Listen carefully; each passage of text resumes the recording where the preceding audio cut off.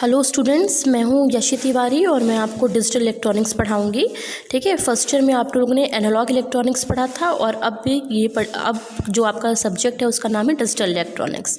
तो हमारे इलेक्ट्रॉनिक्स में दो टाइप के सिग्नल्स होते हैं, एक होता है एनालॉग सिग्नल और दूसरा होता है डिजिटल सिग्नल। तो स्टूडेंट्स, एनालॉग सिग्नल्स वो सिग्नल्स होते हैं जो कि कंटिन्यूस इन नेचर होते हैं। कंटिन्यूस इन नेचर के साथ मतलब कि हर स्पेसिफिक टाइम पर उसकी एक स्पेसिफिक वैल्यू होती है।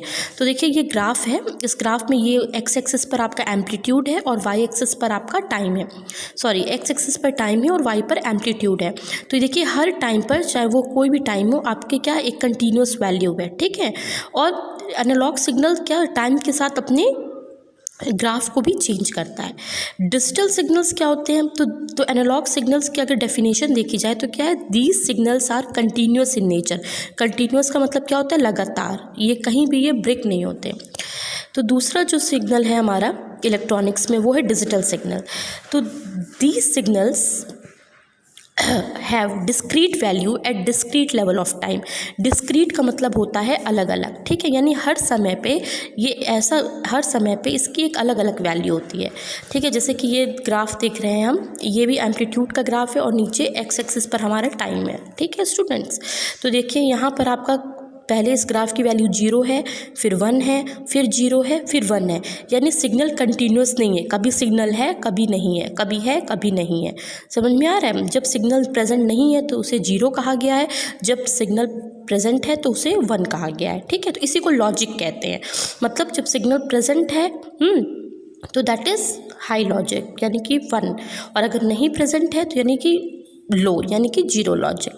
तो हम अपने डिजिटल इलेक्ट्रॉनिक्स में अपने सिग्नल्स को रिप्रेजेंट कैसे करते हैं? Representation of digital signals.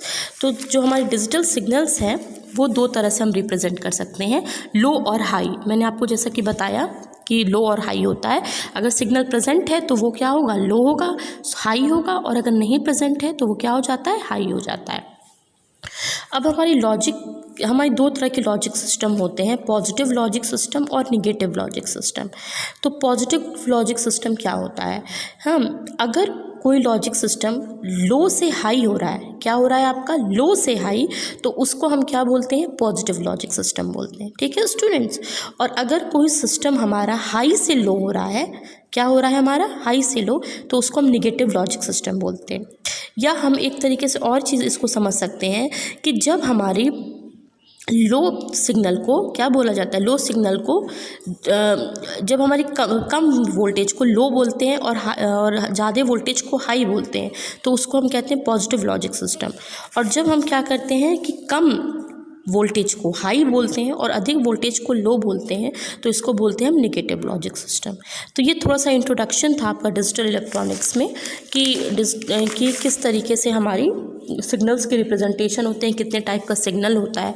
तो आखिर हमने एनालॉग सिग्नल्स पढ़े, एनालॉग इलेक्ट्रॉनिक्स पढ़ा, तो अब हमें डिजिटल इलेक्ट्रॉनिक्स पढ़ने की क्या ज़रूरत है?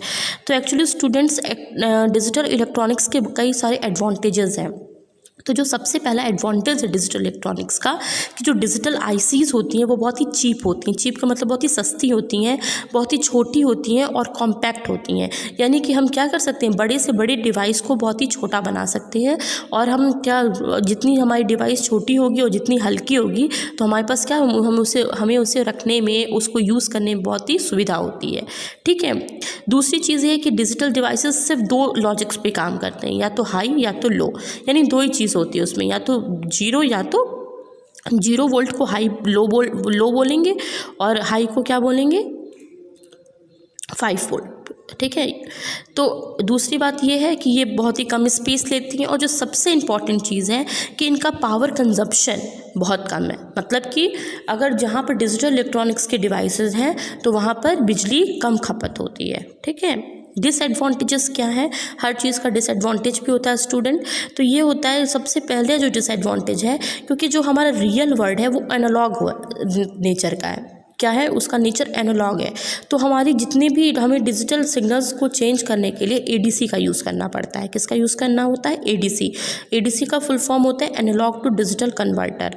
और आउटपुट लेने के लिए भी हमको डीएसी का यूज़ करना पड़ता है, जिसको हम कहते हैं डिजिटल टू एनालॉग। कन्वर्टर। तो यही इसका एक डिसएडवांटेज है कि हमको एडीसी और डीएसी का यूज़ करना पड़ता है।